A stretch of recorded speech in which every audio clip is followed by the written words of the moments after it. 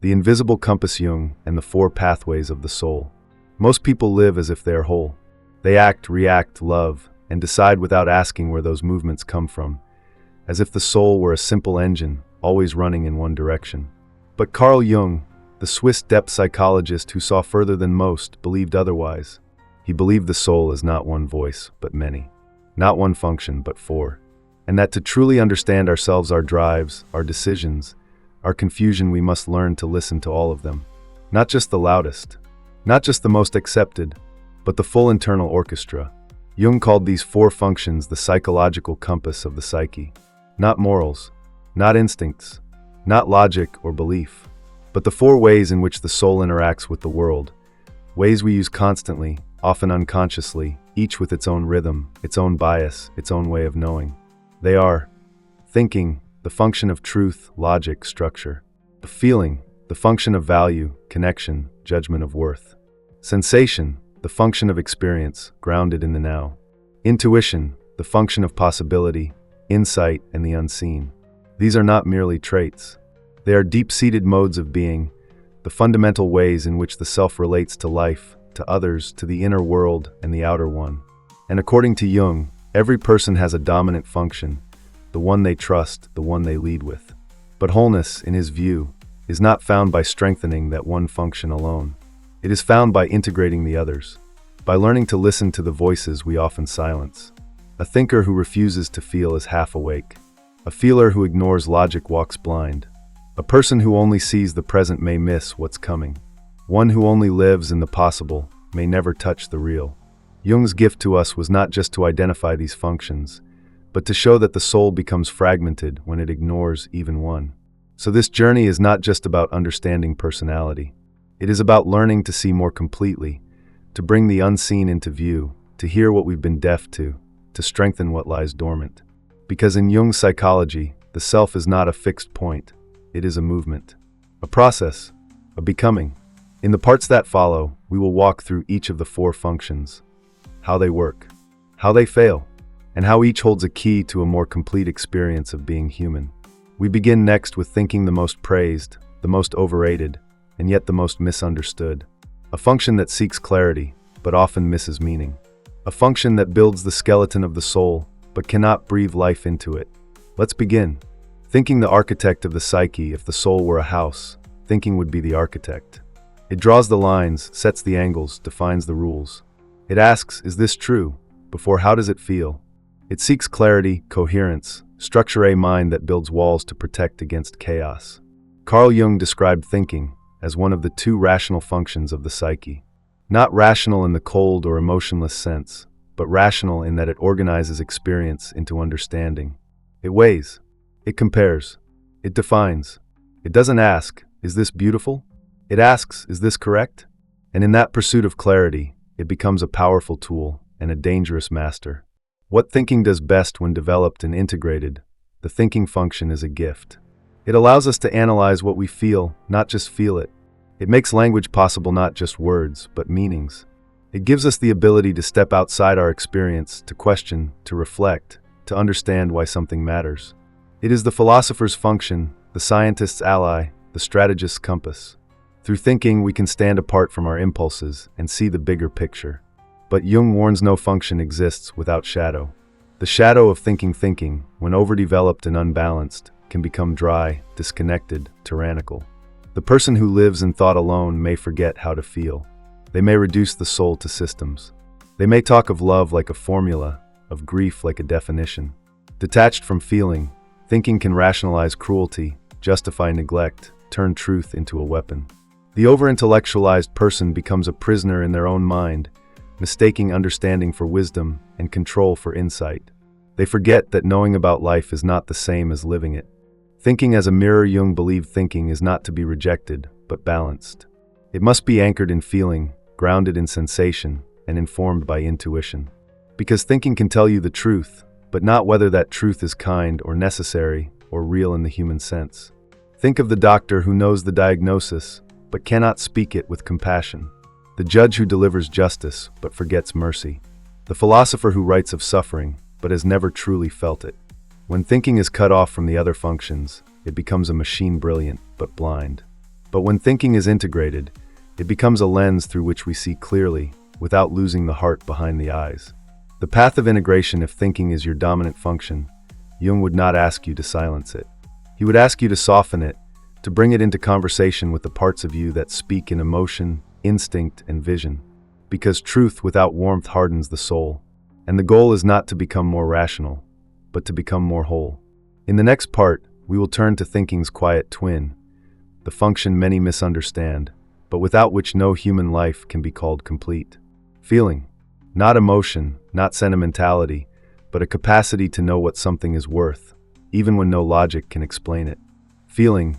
The soul's compass of value. If thinking is the architect of the soul, feeling is the compass. Not in the modern surface sense of feelings as passing emotions, but as a deep, interior function that weighs the world not by facts, but by worth. Carl Jung understood that people often confuse feeling with being emotional. But in his system, feeling is not the opposite of thinking. It is its equal and necessary partner. Where thinking asks, is this true? Feeling asks, asterisk, is this meaningful? And there is a kind of wisdom in that question that no amount of logic can replace. What feeling truly means, feeling, as Jung described it, is the function that evaluates experience. It tells you how much something matters, not whether it is correct, but whether it is alive with value. It knows without needing to explain. It knows when a moment is sacred. It knows when a word wounds. It knows when someone's presence brings warmth into a room, even if they say nothing at all. Feeling does not deal in proofs.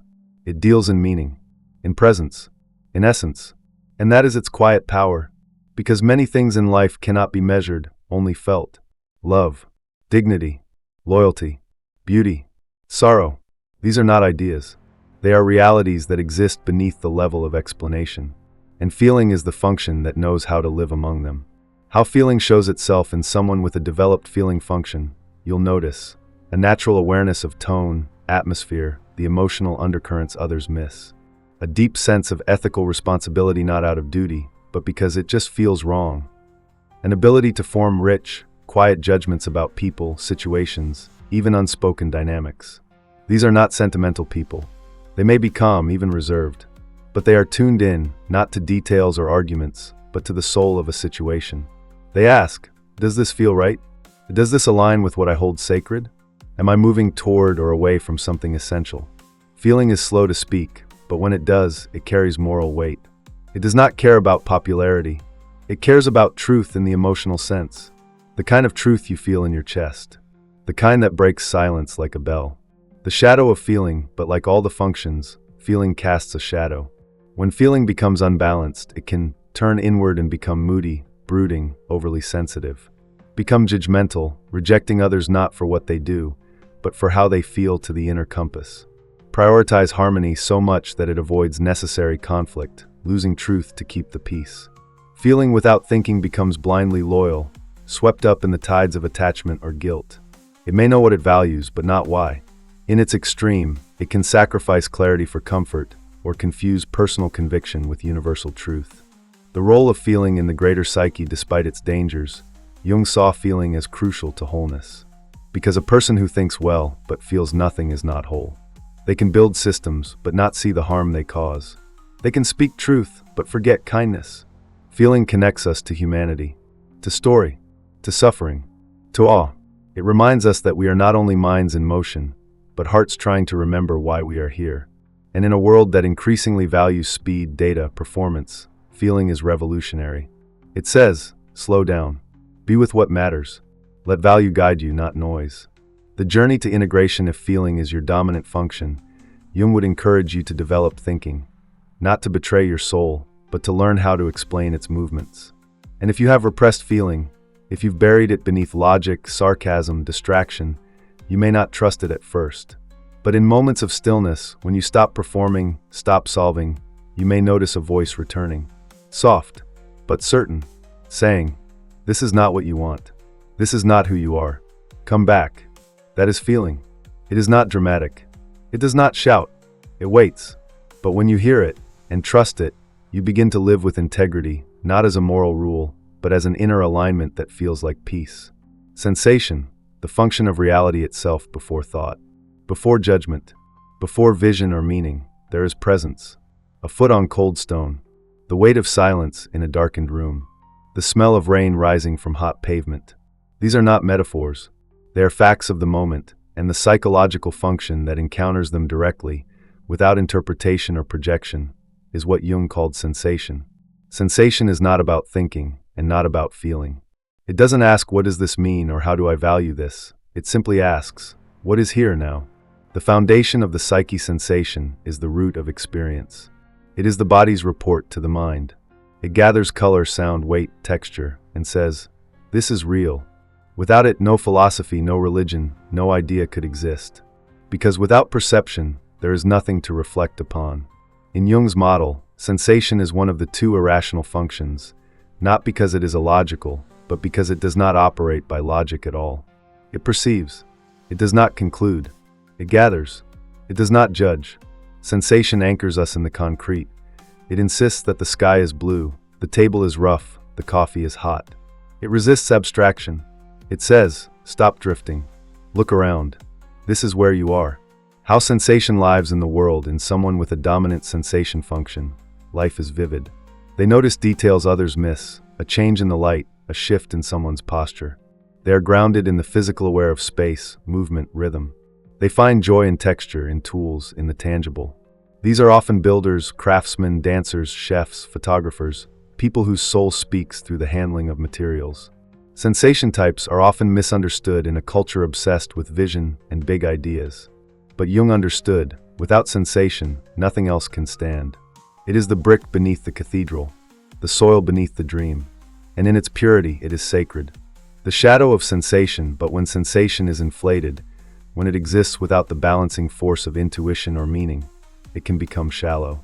Overfixated on the present, with no eye for possibility. Bound to habit, to safety, to comfort. Resistant to change unless it can be seen or touched. An unbalanced sensation type may dismiss ideas they cannot prove, reject feelings they cannot quantify, mock visions they cannot verify. They may become caught in routines, numb to the symbolic, disconnected from the soul's hunger for something beyond the physical. In its extreme form, sensation becomes a trap, a world reduced to surfaces. All matter, no mystery. The gift of sensation, but in balance, sensation is a gift that no other function can replace. It says, enough questions. Just listen to the rain. Smell the bread. Feel the breath move through you. It brings us back to now. It heals anxiety by reminding us of what actually is. And for those who live too much in thought, too far in vision, sensation becomes medicine.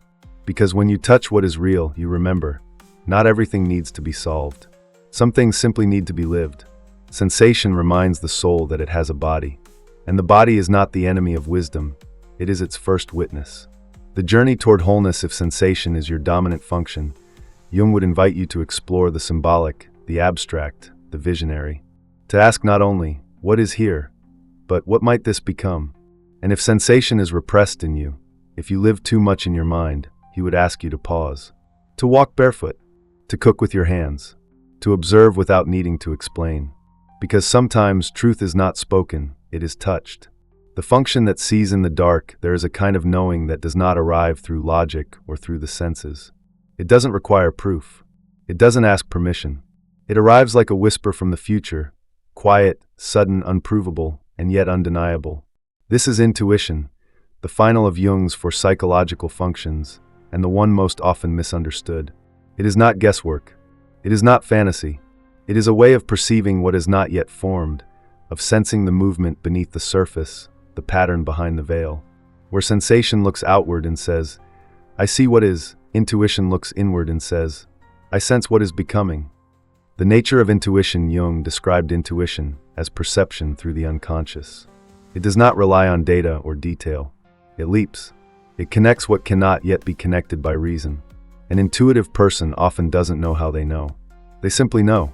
They move towards something unseen, a truth still forming, a future not yet named. This function is the inner radar that detects what's invisible. It doesn't build or weigh or touch, it foresees. It anticipates change before it arrives. It connects dots between things others believe are unrelated. It sees possibility, even in silence. To be intuitive is not to escape reality, but to sense its edges before they become visible. It is the function of the mystic, the innovator, the artist, the strategist.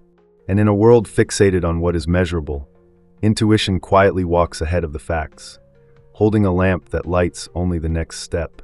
The shadow of intuition, yet like all functions, intuition carries its dangers. Unbalanced, it becomes, untethered from reality, lost in speculation and fantasy. All vision, no action, the dreamer who never lands. Impatient, dismissive of what is, always reaching for what could be. An ungrounded intuition can fall into prophecy, a self-reinforcing spiral of insight that forgets to touch the ground. But the problem is not intuition, it is the absence of balance. Intuition without sensation has no anchor. Without feeling, no empathy. Without thinking, no structure. What begins as vision becomes delusion. The role of intuition in wholeness, when intuition is integrated with the other functions, it becomes a kind of compass for the soul.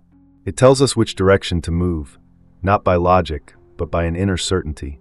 It allows us to act not from reaction, but from alignment with something just beyond the edge of now. It teaches us to trust what we cannot explain, to follow the quiet yes that rises in the body before the mind has words. Jung did not see intuition as superior, but as essential. A psyche without intuition is closed to the future, numb to emergence, resistant to transformation. Intuition reminds us, what is real is not always visible, and what is possible is not always logical. The meaning of the four functions together, now that we have walked through all four functions, thinking, feeling, sensation, and intuition, the true meaning of Jung's vision becomes clear. Each function is a doorway into a different layer of reality. Each is a truth, but none is the truth. To be whole, in Jung's psychology, is to stop identifying with just one doorway, and to begin moving between them with awareness. When we do this, we become less rigid, less reactive, more human. We listen not only to our strengths, but to the voices within us we've ignored. And in doing so, we begin to live from a place of inner harmony. Not perfection, but presence. Final reflection. Why this journey matters. The world constantly tells us to specialize, to narrow ourselves, to become one thing. But Jung reminds us, the soul is not narrow. It is a constellation, and we dishonor it by living in only one corner. The four functions are not boxes, they are instruments. And when played together, they create something close to wisdom. Not just knowing, not just feeling, but the capacity to walk through life awake, to see clearly, to feel deeply, to touch reality, and to imagine what could be. This is what Jung called individuation, not self-improvement, but self-remembering. A return to your full self, the one you were before you split off parts to survive, and the one you are becoming step by quiet step. What comes next if this story has opened something in you? A curiosity, a question, a recognition? Then don't stop here. In our next video, we'll explore Jung's idea of the shadow, what you hide, what you reject, and why reclaiming it is the most powerful act of growth a person can take. Until then, live with awareness, listen to the quiet within you, and honor the parts of yourself you've only just begun to hear. You're already more than you think.